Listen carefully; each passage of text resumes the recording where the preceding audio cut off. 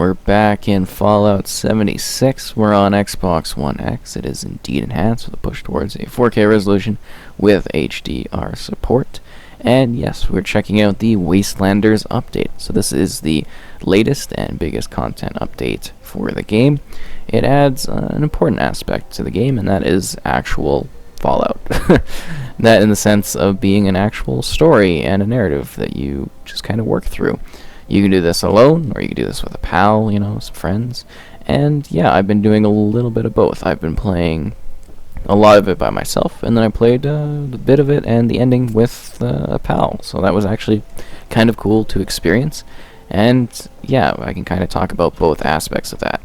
So while we are focusing on, this kind of content and the story, we are doing a sort of review at the point of which this game is. So I stopped right after launch because it was boring. The narrative was terrible. It was mindless fetch questing. It was just empty holotape listening. The world was lifeless. There wasn't a lot of content to it. And it was disappointing. I liked the multiplayer angle. I always wanted a Fallout game that I could play, with my friends or with a friend. And they seemed to give that, but they just didn't give the full Fallout experience with it.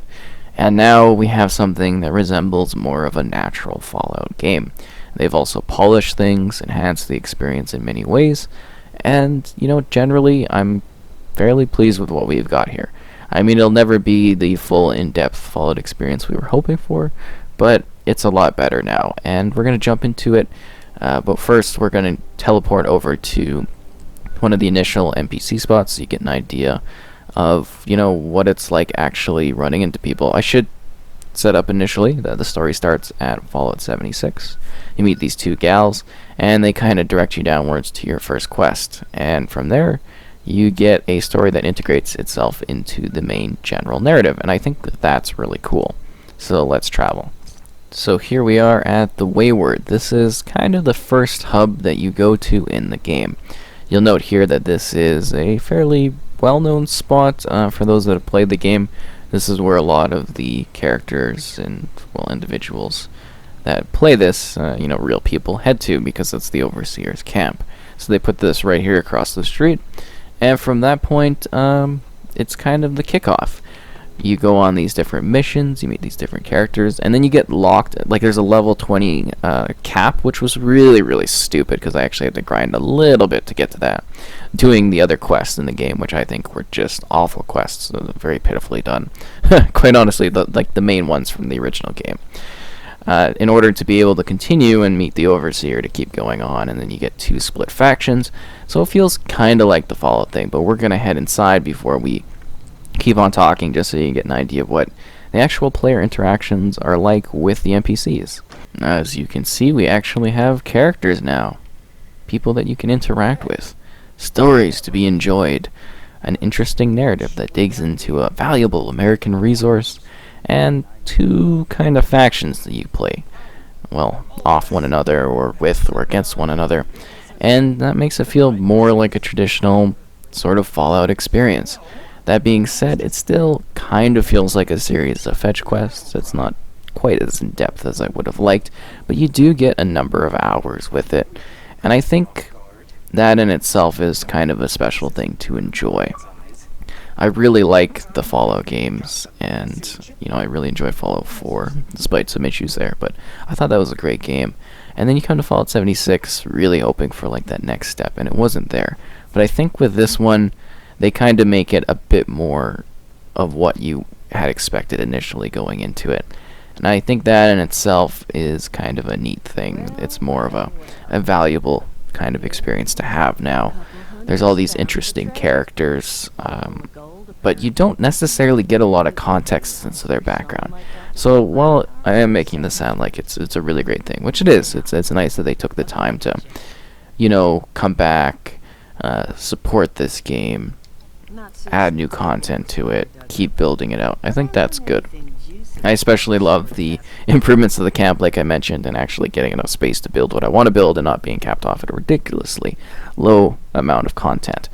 But yeah, I was hoping for something where there were more in-depth side quests where I could kind of chat with the side character and go off on a little adventure. Just something like that. Now I know maybe I was expecting a bit too much, and I keep my expectations a little bit realistic for what this is, because this isn't going to completely revitalize the game. But you do get enough quests where there is a lot more value to it. You get to enjoy a lot of interesting moments that feel like on brand with the series.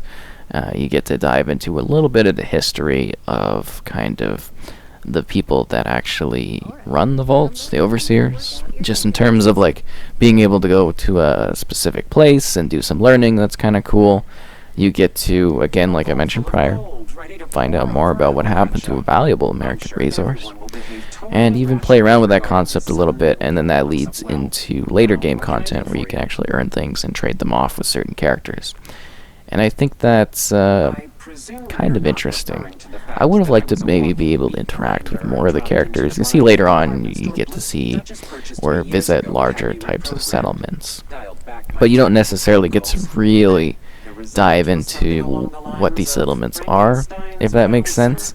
And you're kind of just moving through a mostly linear thing that's got a little bit of a split to it, where you kind of make some decisions that impact, well, you impact the future of this area, but I don't know if it really impacts the future of the lore, which is interesting. So, while I am saying it is more polished, there are still some problems. There were a number of ones with co-op connections. Just in regards to balancing with enemies, it was kind of all over the place. One area they'd be like my level, another area they'd be like a high level, and it was kind of weird to mix. You don't really get a good XP balance out for that. Then you had things like basically some areas kind of having problems for someone else trying to join, like my pal trying to join as like the secondary player.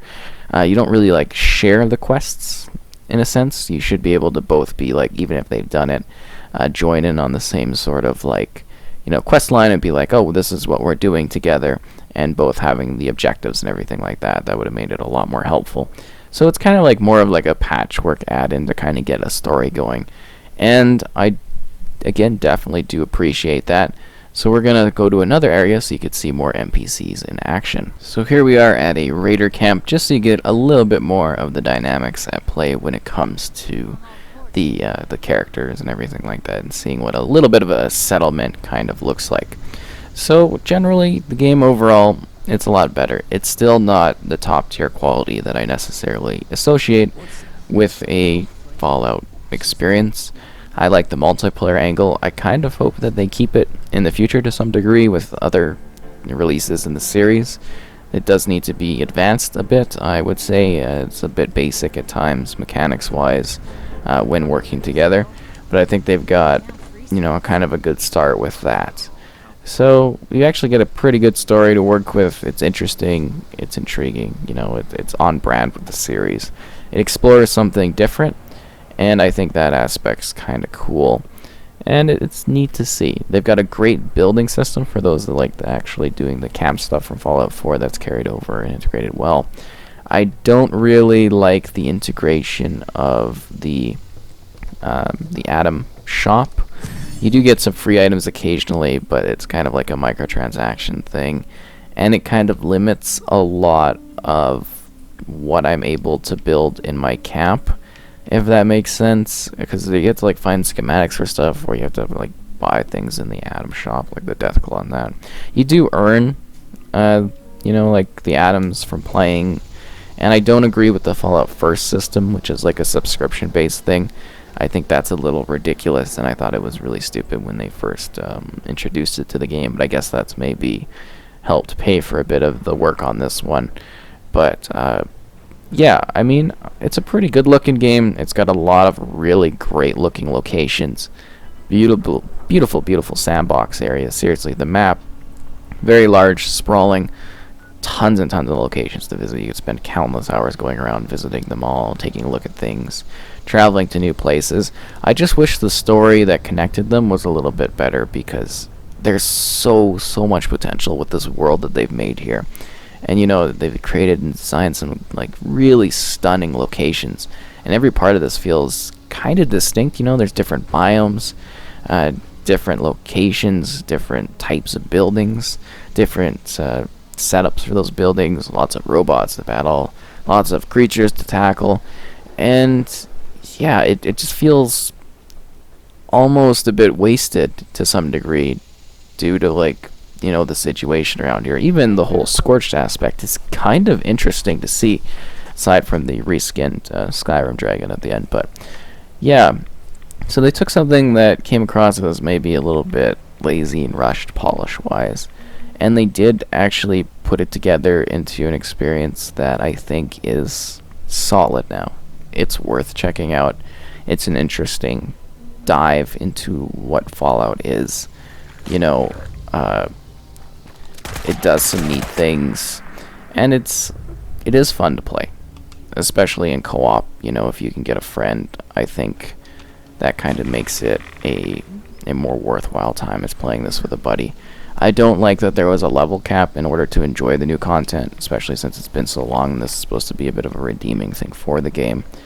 That being said, once I did get through everything and I got into it, it was a much better time than when this game initially launched, and I'm really happy that they actually took the time, even though it was a long time later, to patch things up, polish the game out. I mean, it's not perfect by any means, but it's a lot better of a state than it was, and it's now an actual solid sort of entry in the series. It does some new things, obviously, with the multiplayer. There's the, I guess, the Nuclear Winter, which is like a battle royale thing. It keeps saying beta, so I don't know if they ever finished that one or really did more with it, but I did play it a little bit when it came out, so that was interesting. And then you get the option to do, like, more of a survival or everything like that from the main menu when you get going. So I think, it's a worthwhile experience now if you can stick through some of the bad stuff. I do wish it was less fetch quest oriented. There are a couple quests that stand out as being really neat and fun to play here. But you kind of take what you get with this one, and the fact that they did anything with it afterwards is just, like, in my opinion, a great thing to see. I'm just happy that we were finally able to experience like a Fallout 76 that feels that feels good. So you level up, you do your quest thing, you use your Pip-Boy, and you explore a large, interesting, dynamic wasteland in a new spot that does feel a little bit more lively, just because, this is early on. This is a different time in the universe. It's fresh from the vaults, like fresh after the nukes almost. But yeah, that about sums it up. It was nice to revisit the game, come back, and get something fresh within it, and actually feel like there was a lot of new content to kind of enjoy. I mean, I do wish that the loading was better. Hopefully with the next Fallout, next gen, the loading and everything is all smooth and quick.